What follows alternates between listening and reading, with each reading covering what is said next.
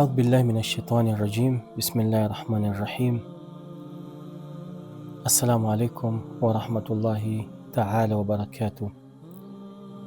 Ndugu yangu Muislamu, Mwenyezi Mungu subhanahu wa taala takabali amali zenu katika mwezi huu mtukufu wa mwezi wa Ramadhan, na atusamehe sote makosa zetu inshallah taala na mapungufu ambayo kwamba tunayo. Tulifika katika aya ya 15 katika suratu Shura, Mwenyezi Mungu subhanahu wa taala akisema kwamba falidhalika fad'u wastaqim kama umirt wala tattabi' ahwa'ahum wa qul amantu bima anzala Allahu min kitab wa umirtu li'adila bainakum Allahu rabbuna wa rabbukum lana a'maluna wa lakum a'malukum la hujjata bainana wa bainakum Allahu yajma'u bainana wa ilayhi al-masir. Sadaqa Allahu al-aliyyul azim. Katika aya ambayo kwamba tumesoma, tulikuwa bado tuko katika kitabu ambacho kwamba ni cha tafsiri kinachojulikana huwa ni tafsir al-Mizan, na tulifika katika hii nukta ya kwamba Mwenyezi Mungu subhanahu wa ta'ala anasema Allahu rabbuna wa rabbukum, yani Allah kwamba ni Allah jalla jalalu, Allah subhanahu wa ta'ala, rabbuna ni mola wetu mlezi, wa rabbukum na ni mola wenu mlezi. Anasema Sayyid kwamba yushir ila, yani aya hii inaishiria nini? Inaishiria kwamba anna rabbal kulli, ya kwamba mola yani Mwenyezi Mungu wa wote, wa fakiri na maskini na matajiri na matajiri zaidi, yani Mwenyezi Mungu wa kila moja, wa kila moja. Nakumbuka kabla yake Mwenyezi Mungu subhanahu wa ta'ala anasema kwamba wa umirtu li'adila bainakum, anasema kwamba kwa kauli ya kwa lisani ya mtume wetu, kwa ulimi ya mtume wetu Mtume Muhammad sallallahu alaihi wasallam, akisema kwamba wa umirtu, na nimeamrishwa li'adila au wa umirtu an a'dila bainakum, nimeamrishwa nifanye uadilifu baina yenu. Sasa hii uadilifu baina yenu, hakuna kutofautisha baina maskini na tajiri, nyinyi wote kwa Mwenyezi Mungu mko sawa. Kwa hivyo ndio maana akisema Allahu rabbuna wa rabbukum, Mwenyezi Mungu ni mola wenu na ni mola wetu, au Mwenyezi Mungu ni mola wetu na mola wenu, inamaanisha inajumuisha kila mtu, yani kila mtu ambaye kwamba ni makhluq. Wacha tutumie lafdhi, yani makhluq aina yote yule, khaliquhu yani muumbaji wake ni Allah subhanahu wa ta'ala, ni Mwenyezi Mungu subhanahu wa ta'ala. Kwa hivyo ndio maana anasema yushiru ila, inaishiria kwamba anna rabbal kull, ya kwamba mola wa wote na wote ni nani? Huwa Allah, ni Mwenyezi Mungu peke yake na hakuna kitu kingine. Huwa Allahu alwahid, ni Mwenyezi Mungu ambaye kwamba ni mmoja, taala aliyetukuka. Falaysa lahum arbab, basi hawana Mungu mwingine, hawana mlezi mwingine. Falaysa lahum arbabun kathirun, hawana mlezi mwingine ambao kama hawa walezi ni wengi. Hatta yalhaq, hadi kila mmoja awe ni mwenye kufanya nini? Kila mmoja awe yuko na kullun bi rabbi, yani kila mmoja awe yuko na mola wake. Hapana, wayatafadhalu bil arbab, na kila mmoja awe ni mwenye kujifakharisha na kujifadhilisha na mola wake. Wayaktasiru kullu minhum bil iman, na kila mmoja awe anakuwa ni mwenye kuwa ni muktasir, yani muktasir kuzembea na imani, bisharia rabbi, kwa sheria ya mola wake. Balillah, na anasema kwamba bali Mwenyezi Mungu Subhanahu wa Ta'ala huwa Rabbul Jami', ni Mola wa kila mmoja. Wa hum jami'an, sasa ni kinyume chake. Wa hum jami'an, na hawa wote ambao kwamba ni waumbwa, wale ambao kwamba wameumbwa, ibadu, ni waja wake, almamlukun, ambao kwamba hawa waja wote wako chini ya milki ya Mwenyezi Mungu Subhanahu wa Ta'ala, yani wamemilikiwa na Mwenyezi Mungu Subhanahu wa Ta'ala. Almamlukuna lahu, yani ni wale ambao kwamba wamemilikiwa na Mwenyezi Mungu Subhanahu wa Ta'ala. Almudabbiruna bi amri, wale ambao kwamba wanaenda na amri yake. Washarai, anaendelea nasema, na sheria tofauti ambazo kwamba almunazzala, ambazo kwamba zimeteremshwa kwa hao manabii, ala al-anbiya, almunazzala ala al-anbiya, sheria ambazo kwamba zimeteremshwa kwa hao manabii, min indihi, kutoka kwa Mwenyezi Mungu Subhanahu wa Ta'ala. Fala mujib liliman bibadhiha duna ba'd, basi hakuna vile itakuwa hivi kwamba tunaamini hii tuache kuamini hii, na tuamini hii na tuache kuamini hii. Ndo anasema fala mujib liliman bibadhiha duna ba'd, kama yu'minu alyahud bishariati Musa duna man ba'da, kama vile, ndo anasema Said kwamba kama vile wanavyoamini Mayahudi sheria ya Nabii Musa alayhi salam, kama yu'minu alyahud, kama vile Mayahudi wanaamini sheria ya Nabii Musa, duna man ba'da, bila ya yule ambaye kwamba anakuja baada Nabii Musa alayhi salam. Yani wanaamini sheria ya Nabii Musa, lakini pasina kuwa Nabii Musa hawaamini, au kabla Nabii Musa hawaamini. Wakadha nasara, na hivyo manasara wanaamini nini?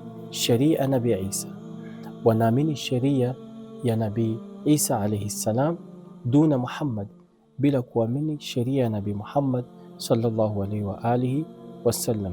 Bali, lakini anasema bali alwajib, kitu ambacho kwamba ni wajib, aliman, kuamini na kuamini, bikulli kitabin, kuamini kila kitabu, nazil min indihi, ambaye kwamba imeshuka kutoka kwa Mwenyezi Mungu Subhanahu wa Ta'ala, lianna, kwa ajili vitabu hivyo, jami'an min indihi, kwa ajili vitabu vyote vinatoka kwa Mwenyezi Mungu Subhanahu wa Ta'ala.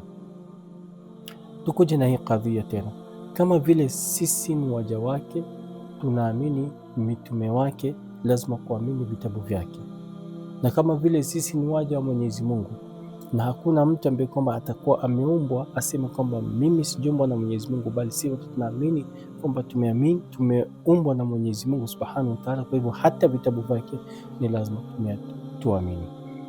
Anaendelea Saida, anasema kwamba wa qawluhu, na kauli yake Mwenyezi Mungu Subhanahu wa Ta'ala, hii bado ni aya moja tu, na kauli yake Mwenyezi Mungu Subhanahu wa Ta'ala akisema kwamba lana a'maluna walakum a'malukum.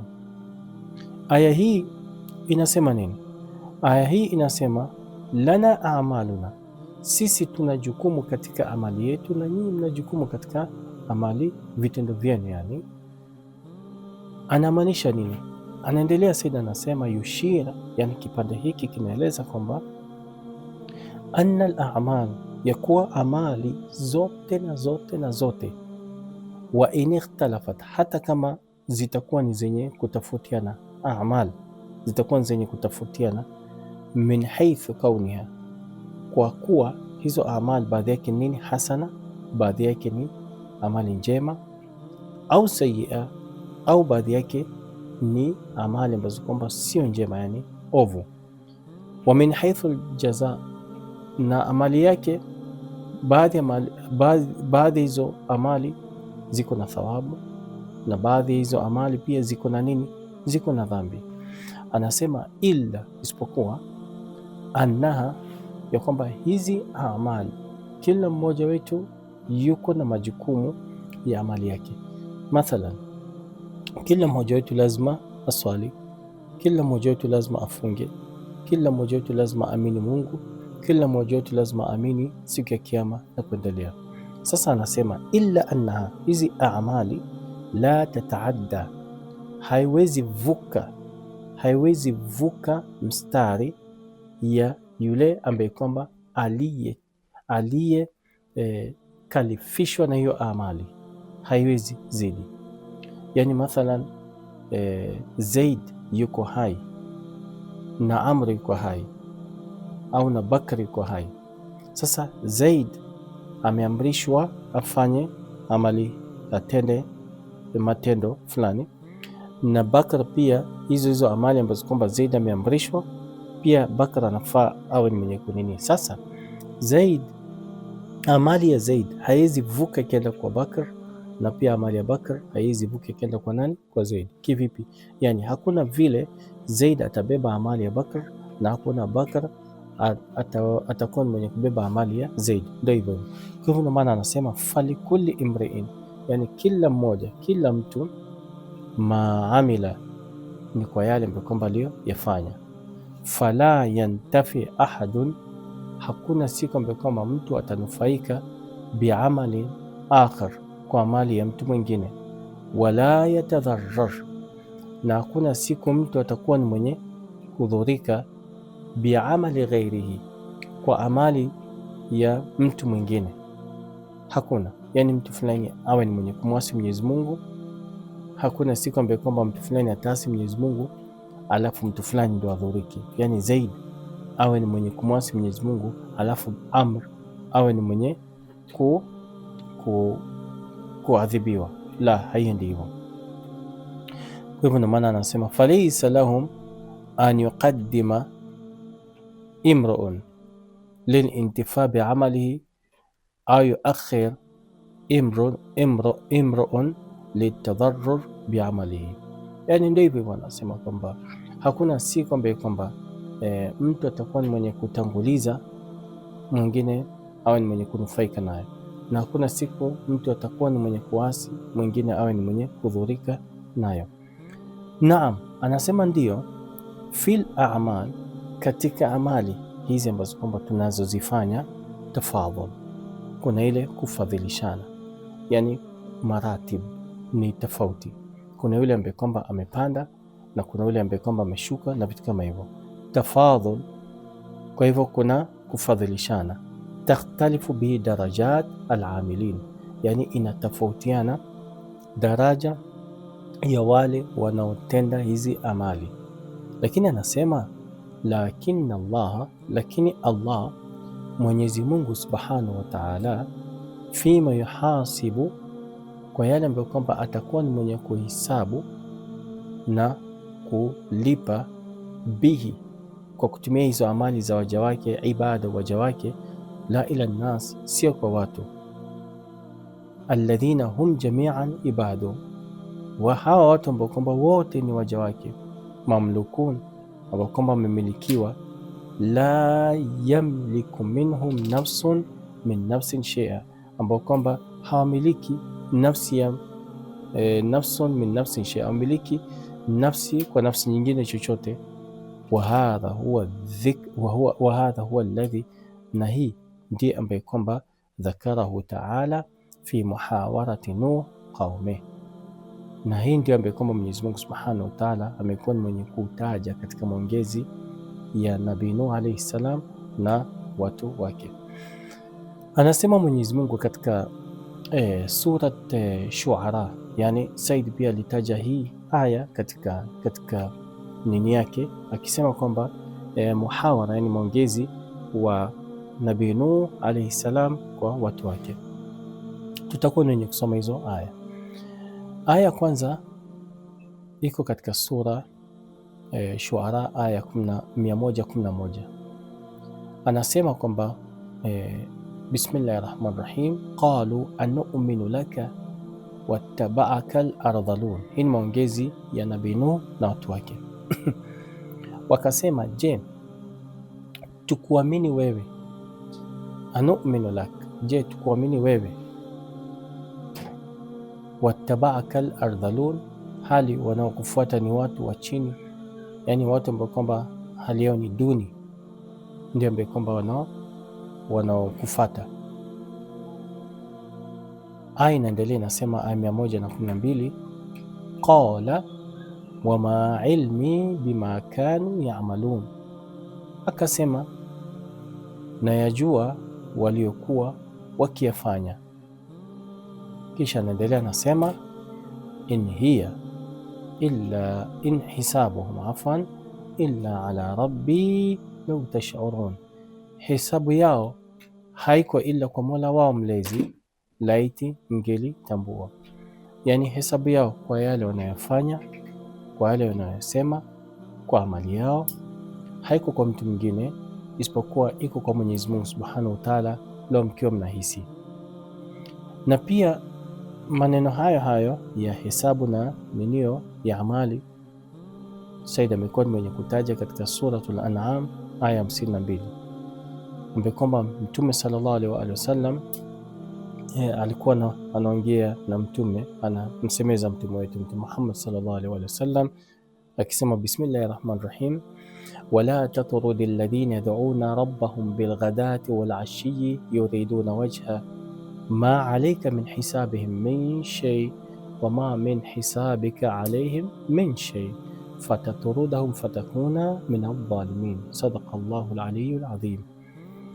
Anasema wala tatrudi alladhina, na wala usiwafukuze, alladhina yad'una rabbahum, wanao muomba Mola wao mlezi, bilghadati, wanamuomba Mola wao mlezi asubuhi, wal ashi, na nyakati za jioni.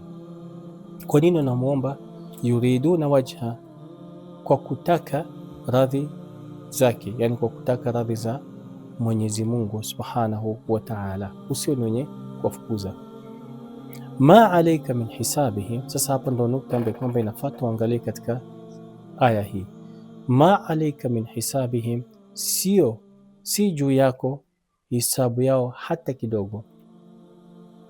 Ma alayka min hisabi min shay wa ma min hisabika alayhim min shay, wala hisabu yako si juu yao hata kidogo, yani wao hawana shughuli na hisabu yako, na wala wewe si shughuli yako hesabu ambazo kwamba zinawahusu wao. Anasema Mwenyezi Mungu Subhanahu wa Ta'ala, fataturudahum fatakuna min adh-dhalimin, basi hata wafukuze fatakuna min adh-dhalimin, na uwe miongoni mwa wenye kudhulumu. Yani utakapo wafukuza watu kama hawa ambao kwamba huna hesabu juu yao, basi utakuwa wewe ni miongoni mwa wale ambao kwamba ni wenye kudhulumu. Kwa hivyo inamaanisha kwamba kila mtu ana hesabu yake mahsusi. Huyu ana hesabu yake, yule ana hesabu yake, yule ana hesabu yake. Hakuna mtu ambaye kwamba anabeba hesabu ya mtu mwingine. Wa qawluhu, na kauli yake Mwenyezi Mungu Subhanahu wa Ta'ala akisema, la hujjata bainana wa bainakum, mwisho wa aya hiyo, la hujjata bainana wa bainahum wa bainakum. Yani katika aya hii anasema kwamba la hujjata bainana, hapana kuhojiana, bainana, baina yetu, wa bainakum, na baina na nyinyi, yani baina yetu na baina yenu. Anasema Saidi kwamba la'alla al-murad, huenda maana ambayo kwamba inakusudiwa hapa, annahu, ni kuwa la hujjata, yani hakuna kuhojiana, tadullu ala taqaddumi ba'dhin ala ba'd, inaleta maana ya kutangulia baadhi kwa baadhi. Takunu fima bainana yuqimuha ba'd ala ba'd yuthbitu biha taqaddumuhu alayhi. Yani anasema Said kwamba tadullu ala taqaddumi ba'd ala ba'd, takunu fima bainana, inakuwa baina yetu, yuqimuha ba'd, ambayo kwamba baadhi yao wanakuwa ni wenye kuiqimisha kwa baadhi, wa yuthabbitu biha taqaddumuhu alayhi, na wengine pia wanaithibitisha kuitanguliza kwayo. Alafu anaendelea nasema, wayumkin, na inawezekana pia, an yakuna, kuwa, nafyul hujja, kukataa ile hujja, yani kusema wakati ambao kwamba amesema Mwenyezi Mungu Subhanahu wa Ta'ala la hujjata, hiyo ni nafyul hujja, kukataa, yani hakuna kuhojiana, hapana kuhojiana baina yetu na nyinyi. Hiyo nafyul hujja, hiyo kukataa ni nini? Kinaya, ni kinaya an nafi lazimiha, ni kinaya ya kukataa vitu ambavyo kwamba vinafungamana na hiyo la hujjata, yani vitu ambavyo kwamba vinafungamana na hiyo nafyul hujja, yani kukataa kwa hujja. Wa huwa, nayo ni nini? Alkhusuma, nayo ni kuhasimiana. La husuma, yani maana yake ni kwamba la husuma bainana bitafauti darajat, yani hakuna kuhasimiana baina yetu kwa kutofautiana nini? Darajat, yani kwa kutofautiana maratib, kwa kutofautiana daraja. Kwa hivyo hakuna husuma. Kwa nini? Lianna rabbana wahid.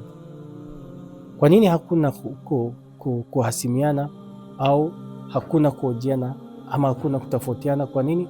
Anasema lianna rabbana wahid, kwa ajili Mola wetu ni mmoja. Wa nahnu, na sisi, fi annana jamian, ya kuwa sisi wote ibado, sisi wote ni waja wake, sisi wote ni waja wake. Walikulli nafsin ma amilat, na kila nafsi ni kitu ambacho kwamba kilichotenda. Fala hujjata fil bain, basi hakuna kabisa yani ile kuhojiana baina yetu, yani ile husuma baina yetu. Yani maana yake anamalizia, anasema Sayyid, yani la husumata hatta tattakhidha lana laha hujja, yani hakuna kuhasimiana hadi iwe ni yenye kuchukuliwa nini? Hujja. Kisha anaendelea anasema, wa min huna, na kuanzia hapa, yadhhar, inaanza kudhihirika, anna, ya kuwa, la wajha liqauli ba'dihim fi tafsiri aljumla, yani la wajha, hakuna mwelekeo ambao kwamba kuna baadhi wamechukua katika kusema kwamba la ihtijaj, yani hakuna ile kuhojiana, wala husuma, wala kuhasimiana, lianna alhaqa qad dhahara, kwa ajili ya haki imedhihiri. Fala yabqa lilihtijaj haja, basi haijabaki ihtijaj, ile kuhojiana haijabaki haja, wala lilmukhalafa mahmal siwa almukabara walinad, isipokuwa ni kufanyiana nini? Almukabara walinad, ni kudhihirisha almukabara. Almukabara ni ile yani ujeuri, walinad, alinad pia ni kufanya ile, ni kudhihirisha ile ujeuri. Anasema haya maneno, yani ile kudhihirisha almukabara na kudhihirisha alinad, la wajha, yani haina nini, haina mwelekeo. Kwa nini? Idhi alkalam, anasema Said kwamba wakati ambao kwamba maneno katika jumla hiyo masuq, hii ni mtiririko wake ni kwa ajili sababu ya nini? Libayani, ni kubainisha maumira bihi nabii, ni kubainisha yale aliyoamrishwa mtume wetu Mtume Muhammad sallallahu alaihi wasallam, fi nafsihi, katika nafsi yake, wa fi ummatihi, na kwa umma wake, min sunnati taswiya, katika sunna ya kusawazisha. Katika sunna ya kusawazisha kama gani?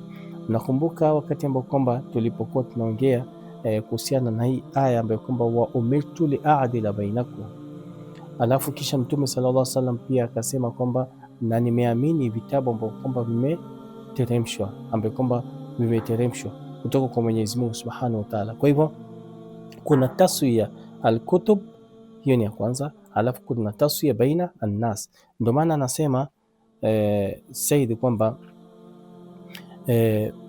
wa fi ummati min sunnati taswiya, yani katika sunna ya taswiya, la liithbati shay'in min usul almaarif, sio katika kuthibitisha kitu kingine, hata tuhmal alhujja ala ma hamalaha alayhi, hadi iwe ni yenye kubeba ile hujja, kutolewa hujja kwa wale ambao kwamba wamekuwa na wenye kibeba kwayo.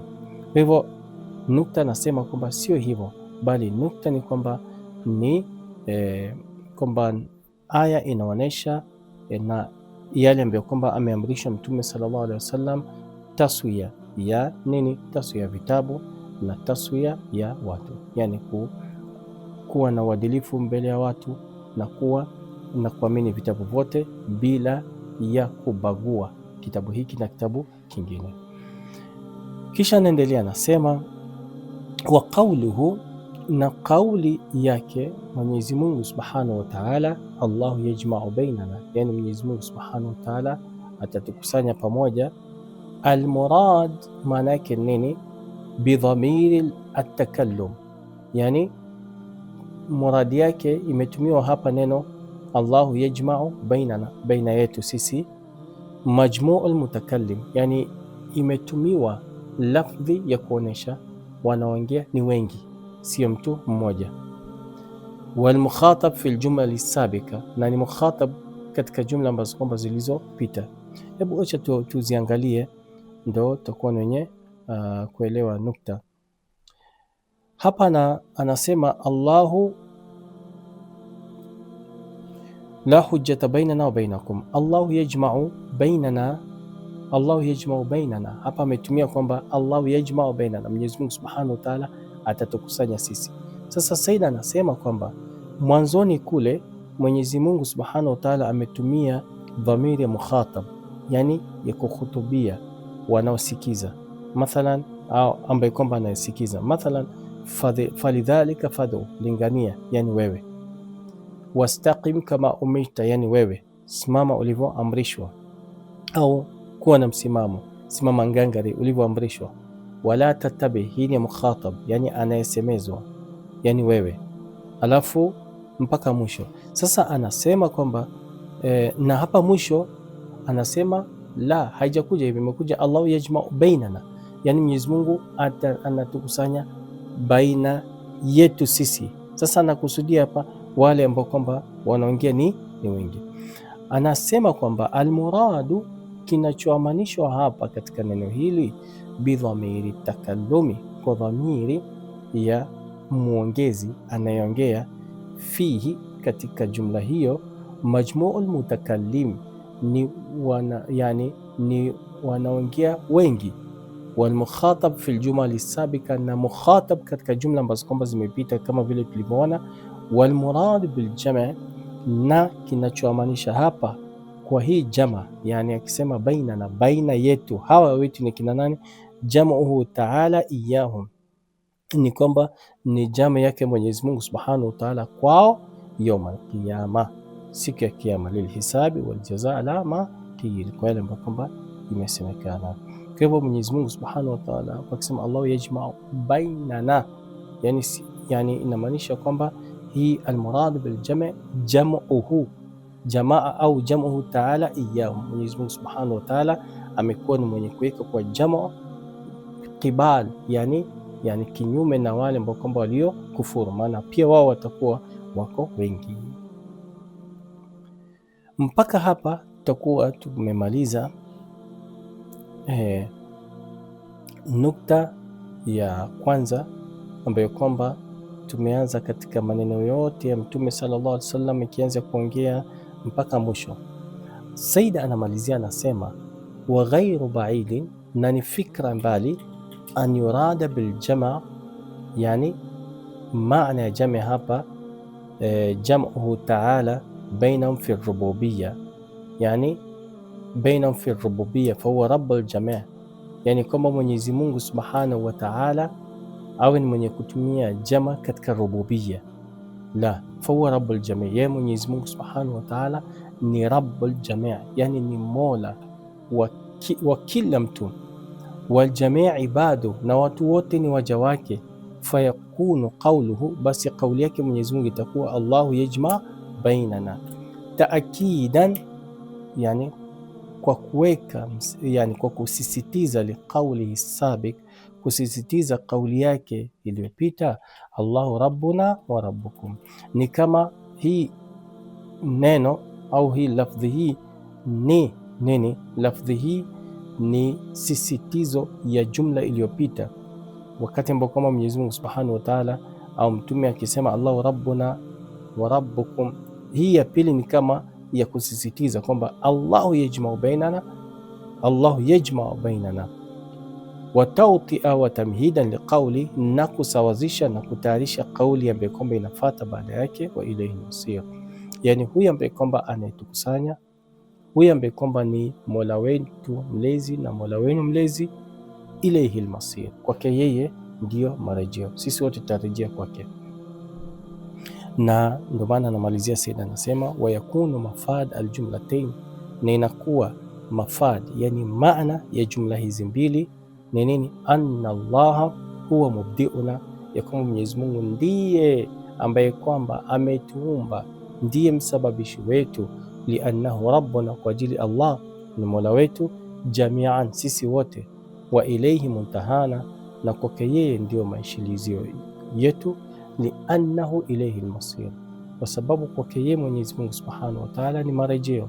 Fala mujida lima bainana illa huwa, hakuna mtu ambaye kwamba atakuwa ni mwenye kupatiza yale ambayo kwamba yako baina yetu sisi, dini sisi wenyewe, yani yeye ndiye ambaye kwamba ameipatisha hii dini, yeye ndiye ambaye kwamba ametuumba, ametuweka katika ardhi hii, ametupatisha, ametuweka katika wujudi, yani hakuna ambaye kwamba anaweza fanya hivyo illa huwa azza ismuhu, isipokuwa yeye ametukuka jina lake, au limetukuka jina lake.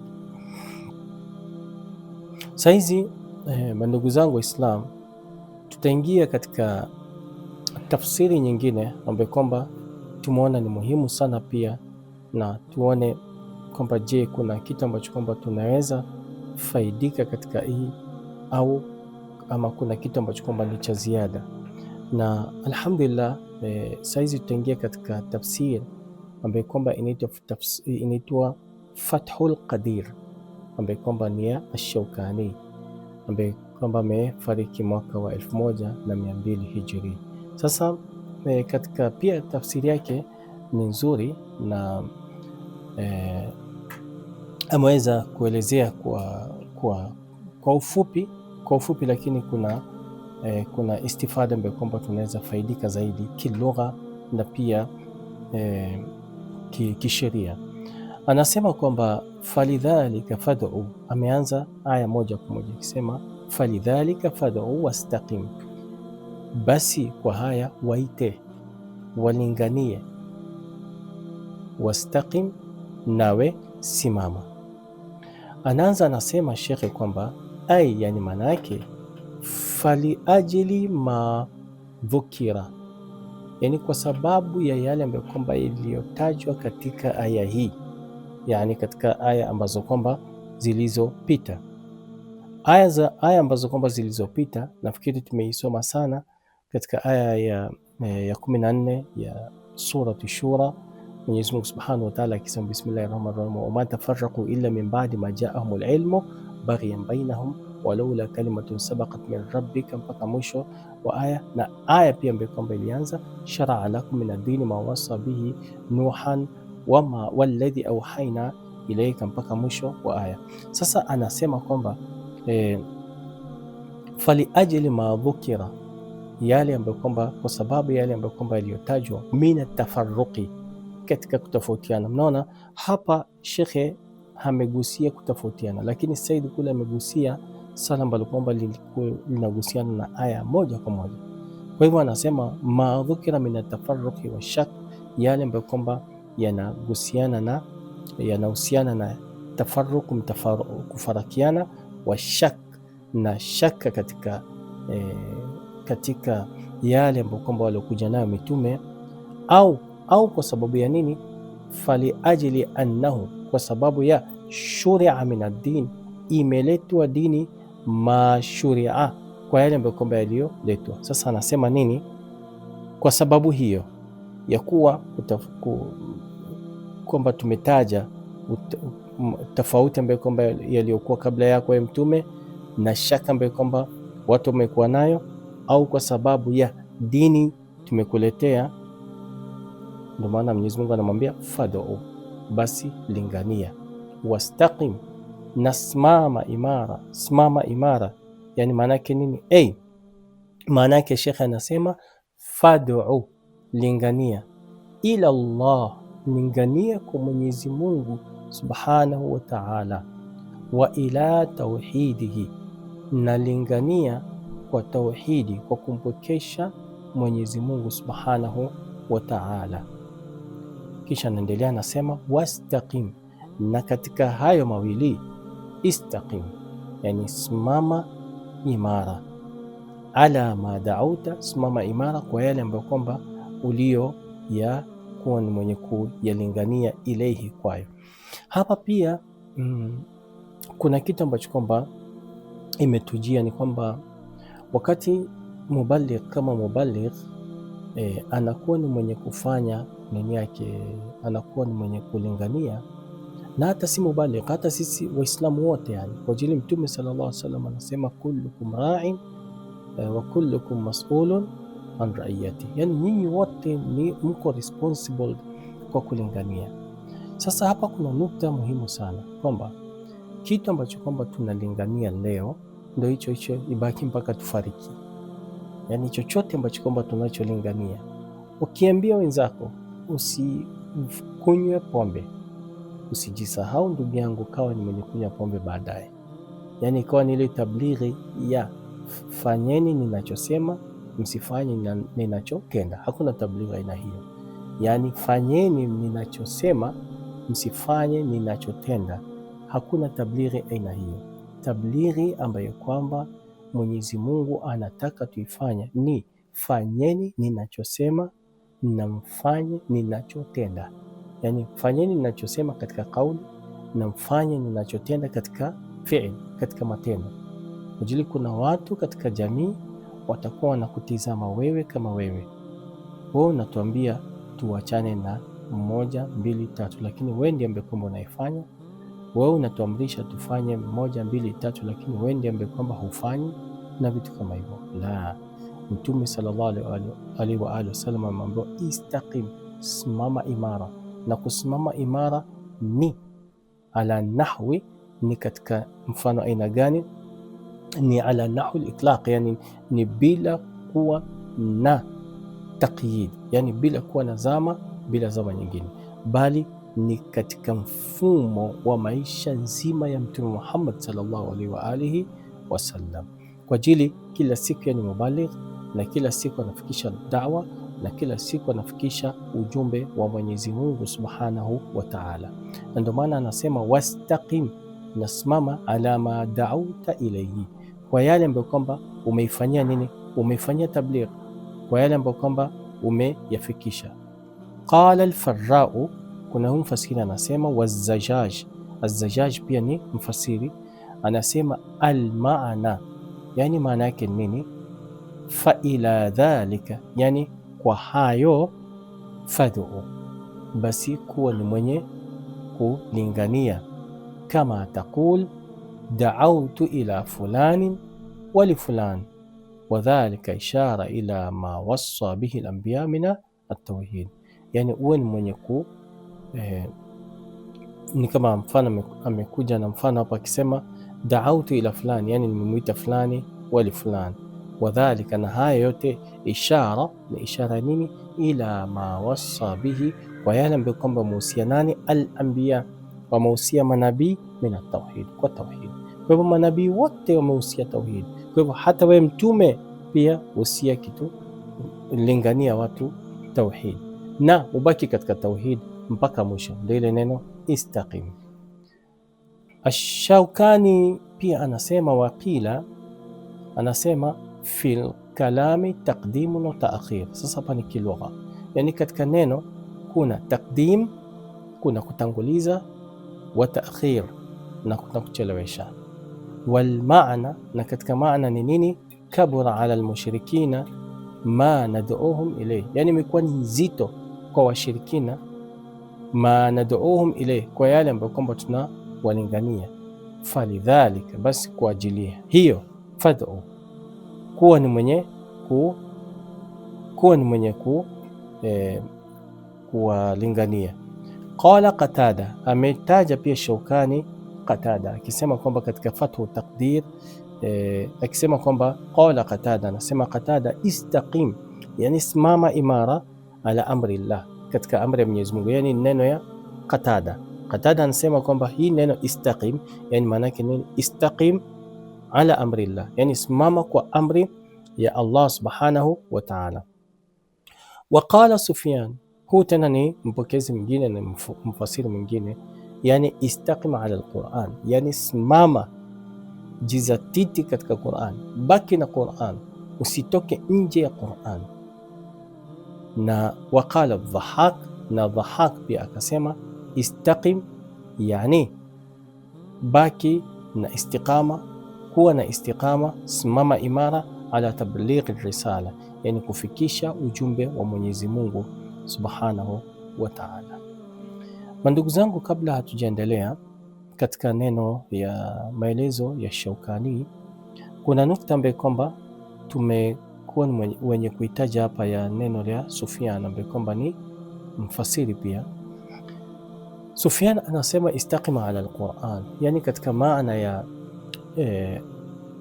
hii aya ambayo kwamba Mwenyezi Mungu subhanahu wa ta'ala anasema bismillahir rahmanir rahim, bismillahir rahmanir rahim, falidhalika fad'u wastaqim, basi kwa haya waite, wastaqim, na simama sawa sawa kama ulivyoamrishwa.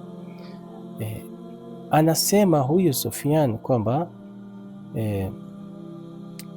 hii istaqim, yani simama ngangari kama ulivyoamrishwa, ni istaqima ala alquran, yani simama ngangari na ubaki katika Quran, shikamana na Quran. Ndugu zangu, hakuna wakati ambao kwamba ulikuwa mgumu ya katika Quran, katika kueleza Quran na katika kufikisha Quran kama vile wakati wa Mtume Muhammad sallallahu alaihi wa alihi wasallam. Ulikuwa ni wakati mgumu sana tena sana. Hebu niambieni, wakati ambao kwamba Mtume alipokuwa katika ghar Hira, anapatiwa wahi zile aya 5 peke yake, akaanza kushuka mpaka kwa bibi Khadija, zammiluni zammiluni, aya zinaanza kushuka, ya ayuha almudaththir qum faandhir wa rabbaka fakabir wa thiyabaka fatahhir wa rujza fahjur wa la tamnun tastakthir wa li rabbika fasbir fa idha nuqira fi naqur, mpaka mwisho.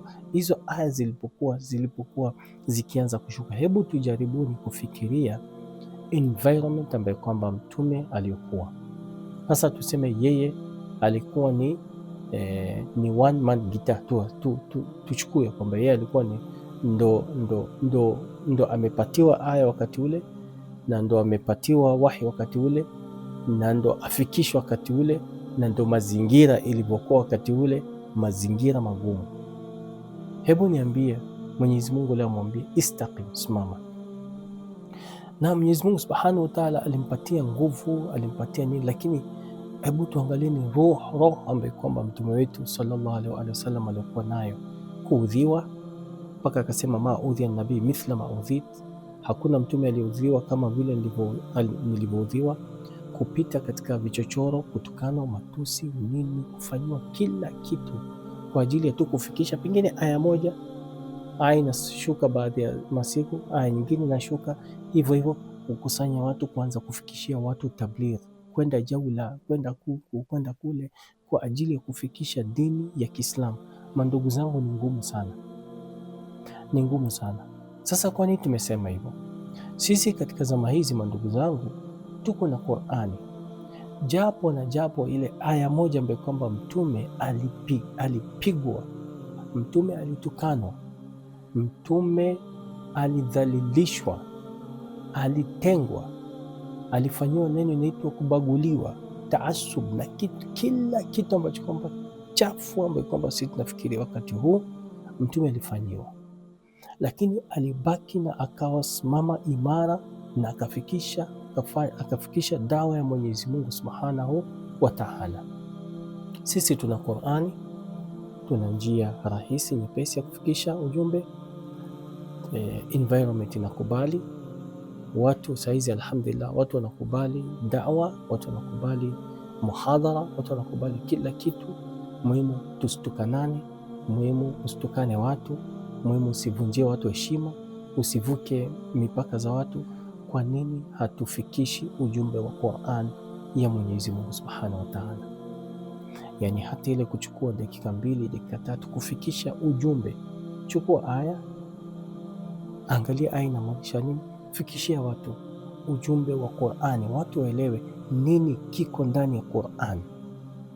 Tunapata kwamba kuna hadithi nyingi sana tunazoelezewa kwamba annasu a'da'u ma jahilu au annasu a'da lima jahilu, watu ni maadui kwa vitu kwamba wasivyovijua. Sasa ikiwa watu hawaelewi yaliyomo ndani ya Qur'ani, watazidi tu kwa maadui yale pengine maadui ya yale ambayo kwamba yamo ndani ya Qur'an. Lakini tukifikishia watu ujumbe mzuri, maneno mazuri ya Qur'an, pasina kuwatukana, pasina kuwabagua, ni yapi ambayo kwamba watu watashindwa kuyafuata katika Qur'an?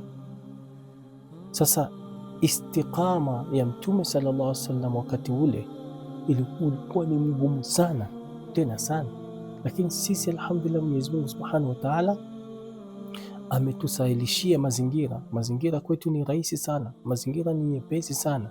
Wewe unafikisha ujumbe na simu dakika 2 tu, unaandika Mwenyezi Mungu amesema hivi na hivi na hivi, unatuma. Fikisha ujumbe wa Mwenyezi Mungu Subhanahu wa Ta'ala, hususan katika mwezi huu, mwezi mtukufu wa Ramadhani. Fikisha ujumbe, chochote ambacho kwamba utakachofikisha, Mwenyezi Mungu Subhanahu wa Ta'ala atakulipa. Ndio maana anasema waqala Sufyan, hizo darasa inshallah taala zitakuja kwa urefu. Qala Sufyan, istaqim ala alquran, yani baki katika shikamana na Qur'an, kuwa na istiqama katika Qur'an, kuwa na istiqama na Qur'an mpaka uwe ni mwenye kufikishia watu ujumbe wa Mwenyezi Mungu Subhanahu wa Ta'ala. Tumuombe Mwenyezi Mungu Subhanahu wa Ta'ala atujalie katika mwezi mtukufu wa Ramadhan, aweze kutukubalia mali zetu, aweze kutukubalia funga zetu, aweze kutusamehe makosa zetu, awasamehe wazazi wetu waliotangulia, asamehe waumini wetu, afungulie maisha, atufungulie maisha yetu sote inshallah taala. Wassalamu alaikum wa rahmatullahi taala wa barakatuh.